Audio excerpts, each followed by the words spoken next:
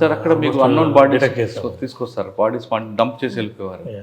ఆ టైంలో ఎలాంటి క్లూ లేని బాడీని బ్రేక్ త్రూ తీసుకొచ్చారా మీరు ఒక కేసు అని చెప్పగలరా? అంటే మోస్ట్ ఆఫ్ ద థింగ్స్లో ఈ సెక్సువల్ జెలసీ మర్డర్స్ ఉండేటివన్నీ. సో ఒకటి మోస్ట్లీ టవర్ మనకి కాల్ డీటెయిల్స్ ఆధారంగా, then first body identification is very much important. Once body ఎవరిది ఏంటి అనేది ఐడెంటిఫై అయితే మనకి సో వాళ్ళు ఎవరితో కాంటాక్ట్లో ఉన్నారు, వారికి ఎవరితో యాక్టివిటీస్ ఉన్నాయి అనేది we can easily get it. So based on that చాలా వరకు ఐడెంటిఫై కావడం జరిగింది. సో ఎవరు చేశారు మర్డర్, ఎందుకు అనేది. సార్ ఆ టైంలో రాములోని ఒక సీరియల్ కిల్లర్ ఉండేవాడు, ఏమైనా ఎప్పుడు ఎదురుపడ్డా? కళ్ళు దుకాణం దగ్గర లేదండి, కడియాల కోసం ఎక్కువ మహిళలు చంపేవాడు. లేదు. సో నేను విన్నాను, మేబీ ముందు జరిగినది. సార్ షాద్నగర్లో ఎక్కువగా ఇండస్ట్రీలు ఎక్కువ ఉంటాయి, అదొక క్రైమ్. లేబర్ ఉంటుంది, ఎక్కడో మర్డర్ చేస్తాడు వెళ్ళిపోతుంటాడు, లేదా కంపెనీలకు జీతాలు ఇవ్వకుండా మోస్తుంటారు, కంపెనీ లాకౌట్లు ఉంటాయి. ఇంపార్టెంట్ మీకు హైవే, ఎక్కువ రోడ్ యాక్సిడెంట్స్ ఉంటాయి. ఈ ఛాలెంజ్ ఎలా తీసుకున్నారండి? సో నాకు 2 హైవేస్ ఉండేవి, ఒకటి బెంగళూరు హైవే, ఇంకోటి Srisailam highway. So Srisailam highway పోవాలంటే I use to go sometimes overall ఎక్కేసి మళ్ళీ అటుకు వెళ్ళాం ఏదైనా విఐపీస్ వెళ్ళేటప్పుడు. సో ఎక్కువ మీరు అన్నట్టు ఈ నేషనల్ హైవేస్ కొత్తలో ఎస్పెషల్లీ బాలానగర్ సైడ్ అంతా కూడా రోడ్ యాక్సిడెంట్స్ ఫ్రీక్వెంట్గా జరిగేటివి. So use to put flexible stoppers పెట్టి, సో దట్ అంటే పర్మనెంట్ ఐరన్ బ్యారికేడ్స్ పెడుతుంటే అవి గుద్ది కొంచెం యాక్సిడెంట్ కావడం జరుగుతుంది.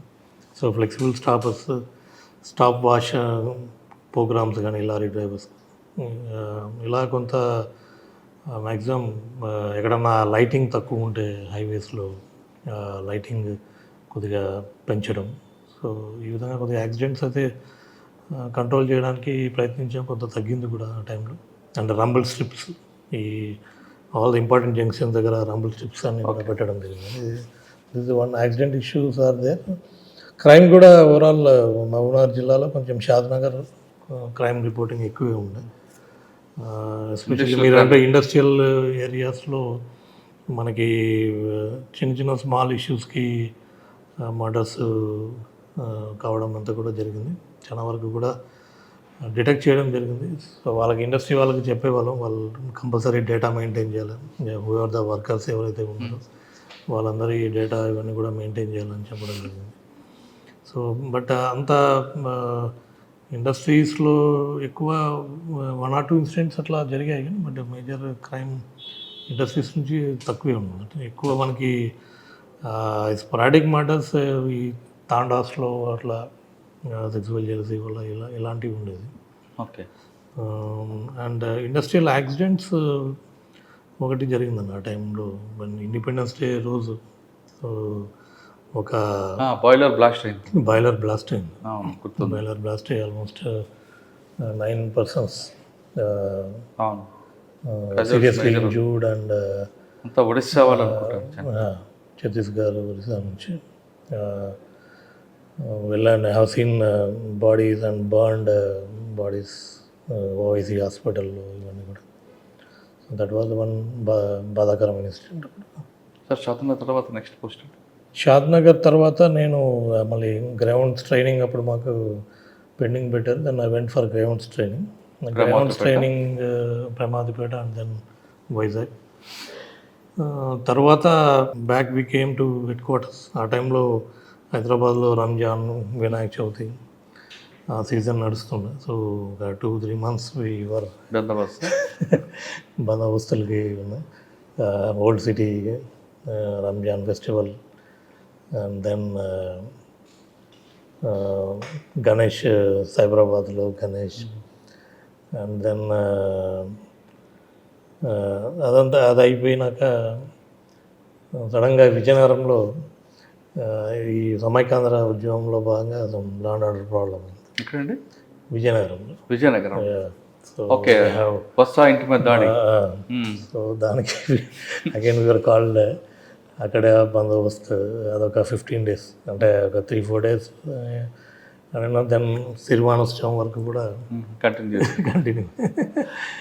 ఇవన్నీ బందోబస్తు లేక then again I was even posting Nirmal ఎస్డిపిఓగా నిర్మల్. నిర్మల్ ఏముంది సార్ మీకు ఛాలెంజ్ ఉందా, మెమరబుల్ ఉందా? నిర్మల్ నిర్మల్ మీకు different area. Bhainsa separate sub division అయింది అప్పటికి. అర్లియర్ నిర్మల్ సబ్ డివిజన్లో ఉండే. నిర్మల్ మహారాష్ట్ర మైగ్రేట్ ఉంటారు కాబట్టి మహారాష్ట్ర కొద్దిగా కల్చర్ వస్తుంది బార్డర్ కదా. వెరీ నైస్ పర్సన్, పీస్ఫుల్, కొంచెం కమ్యూనలీ సెన్సిటివ్. నిర్మల్కి వచ్చేది కొంచెం కమ్యూనలీ సెన్సిటివ్.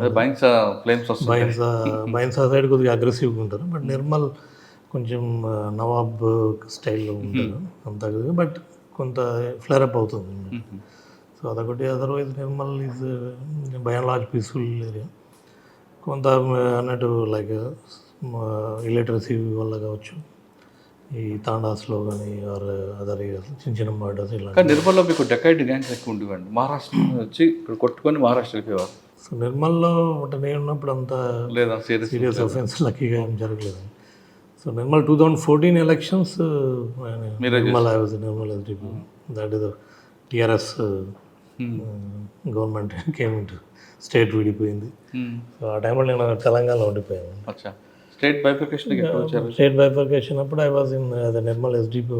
దెన్ ఎలక్షన్స్ అంతా అయిపోయినాక స్టేట్ డివైడ్ అయినాక then November 2014 I was posted faculty in Telangana police academy. So అక్కడ ఆల్మోస్ట్ 1.5 year నేను ఫ్యాకల్టీగా చేశాను.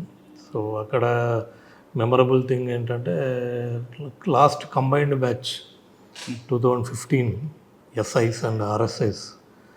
So both Telangana and AP combined batch మేము ఫ్యాకల్టీగా ఉండడం అదొక అదృష్టం. డైరెక్టర్ ఎవరు ఉండేప్పుడు? అప్పుడు Eesh Kumar sir, first Malkonda sir was director garu, then Eesh Kumar sir డైరెక్టర్గా ఉన్నా. తర్వాత అప్పటి నుంచి దెన్ ఐ కేమ్ టు ఏపీలో రిపోర్ట్ చేసుకున్నాను 2017లో. దెన్ టెక్నికల్ సర్వీసెస్ వింగ్లో I joined as a DSP. And మా ప్రెస్టీజియస్ సిసిటిఎన్ఎస్ ప్రాజెక్ట్ ఏదైతే పోలీస్ డిపార్ట్మెంట్, దానికి నోడల్ ఆఫీసర్గా చేశాను. సో ద ఇంప్లిమెంటేషన్ రియల్లీ బాగా ఇంట్రెస్టింగ్గా ఉంది. సో అంటే the first time the crime and criminal tracking network system, దాని data entry of crime and criminals each and every police station, దాన్ని డెవలప్ చేయడం, దాన్ని అలవాటు చేయడం డిపార్ట్మెంట్, అదంతా కూడా ఆ టైంలో ఉంది బాగా జరిగింది. ఇన్ఫ్యాక్ట్ మా అప్పుడు డీజీ గారు Sambasivarao sir DG sir very much interested నా ప్రాజెక్ట్. సో మాతో డైలీ ఆయన 1 hour స్పెండ్ చేసేవారు. So with me and that developing team daily 1 hour as a DG use to SIT and review that CCTNS and dash బోర్డ్లో కూడా ఏమేమి ఉండాలి, analysis ఏమేమి ఉండాలి, ఇవన్నీ కూడా డైలీ కూర్చొని అప్డేట్ చేసుకునే వాళ్ళు, మన రివ్యూ మీటింగ్స్ పెట్టేవాళ్ళు. దట్స్ హౌ అది సిసిటిఎన్ఎస్ని బాగా యూటిలైజేషన్లోకి ఆ టైంలో బాగా వచ్చింది.